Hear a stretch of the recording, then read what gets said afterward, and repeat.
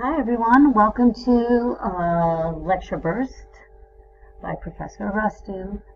I like to start my classes with a little bit of yoga, and so if you are taking this course online, take a moment to stand up and stretch. I have the diagram that I have in front of you is of the sun salutation, one version of it, and there are 12 steps that you can take, and doing this at least 3 to 4 times daily or throughout the day, different periods,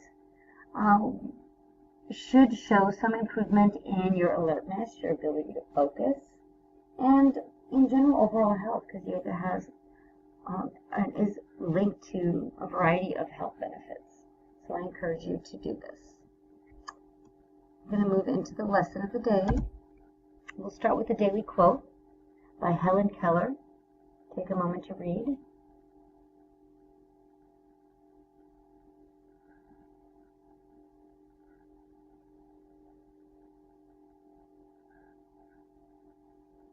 I find this quote extremely powerful and relevant to what we're talking about because Helen Keller, as you know, has more than one.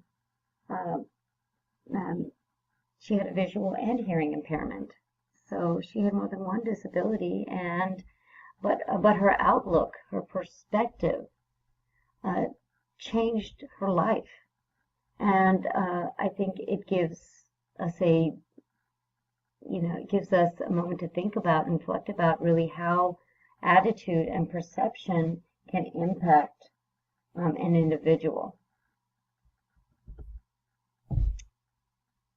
Please look at this picture and take a moment to think about what you see.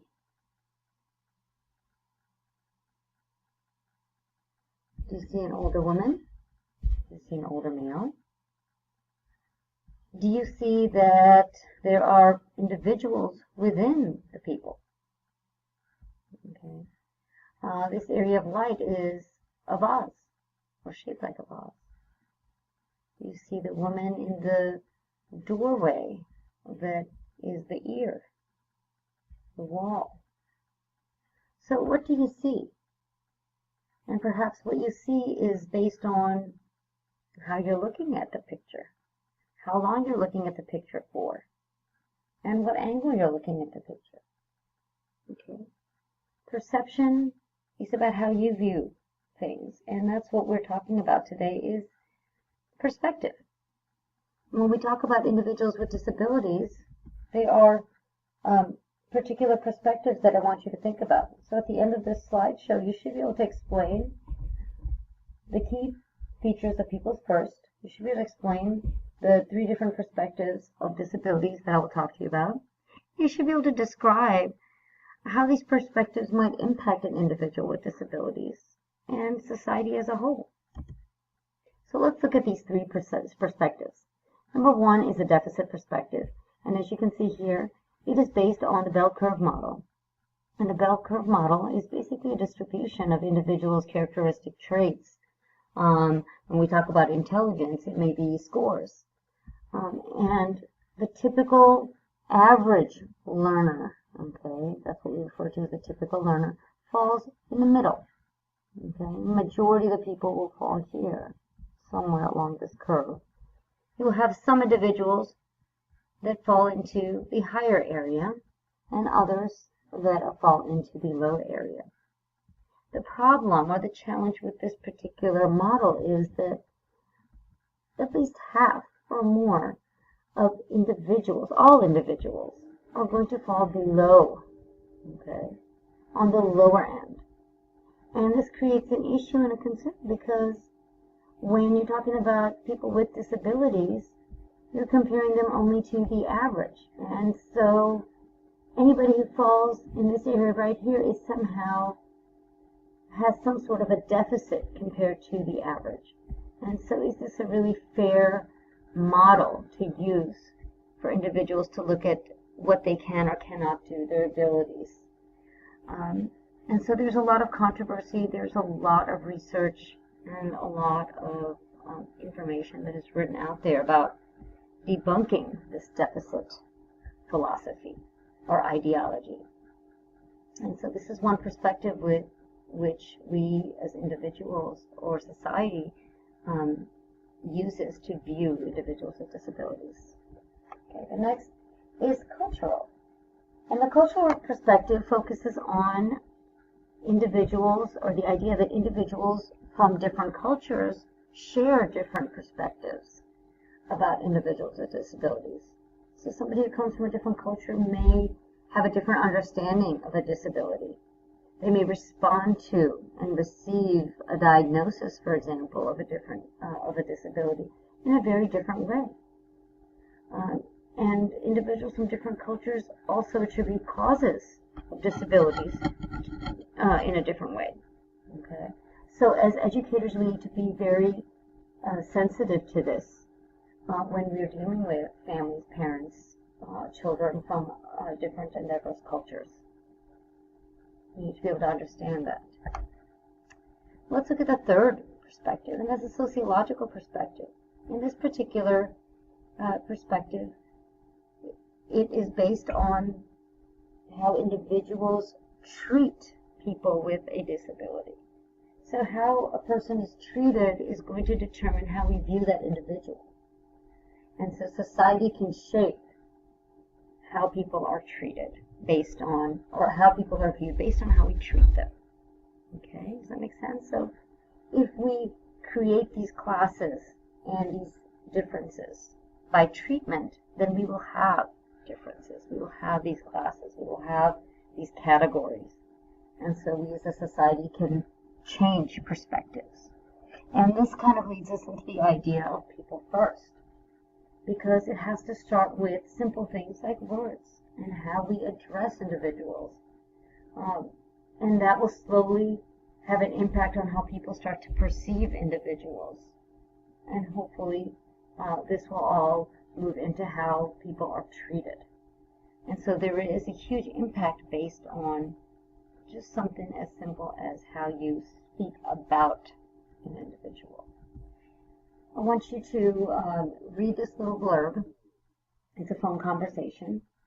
And think about the image that you have. Okay. Hi, Mom. I called to tell you about the new family that just moved in next door.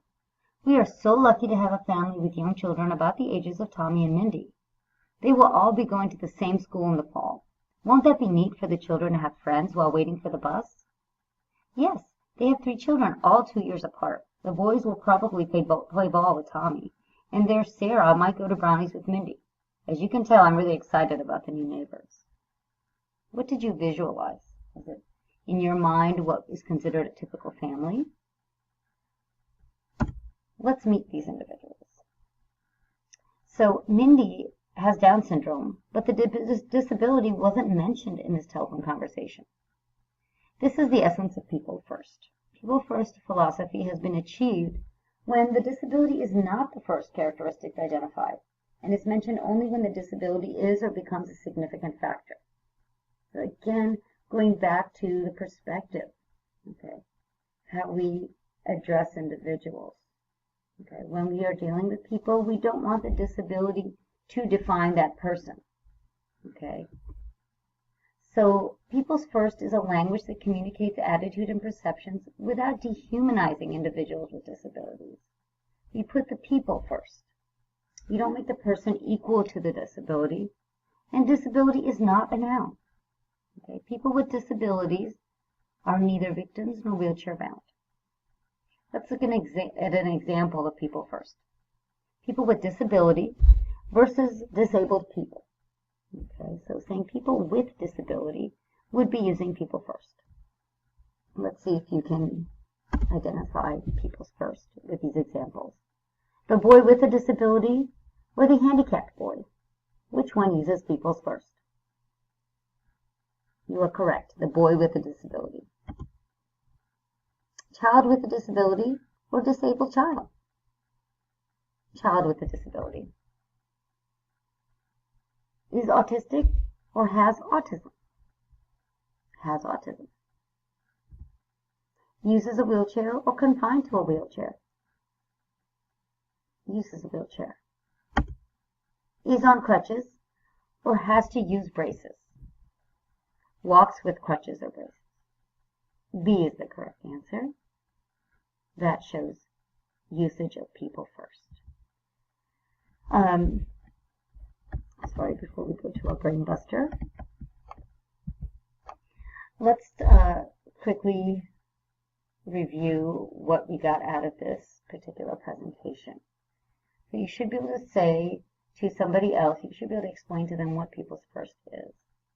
And hopefully, now that you are aware and are going to be more conscious of language usage and how it impacts perception, you will think twice before saying somebody is a disabled person. And you will say, oh, this individual with a disability, or with, and whatever the disability is when you are referring to them. Because awareness is the key to creating these different perceptions and how we treat individuals. Okay, so be the change. Think about the impact as an educator or being in the field of education. The impact that it has, the impact of you understanding this information and how it's going to impact the students that you have.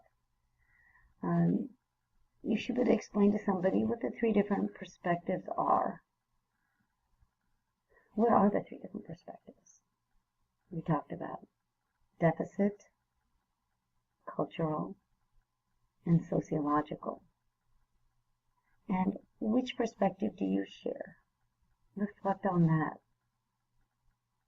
If you are not content with that particular perspective, what are you doing to change it? We have to start with ourselves, and the beautiful thing is that we are more aware, and so as educators and individuals with more awareness, we can help others change their perception.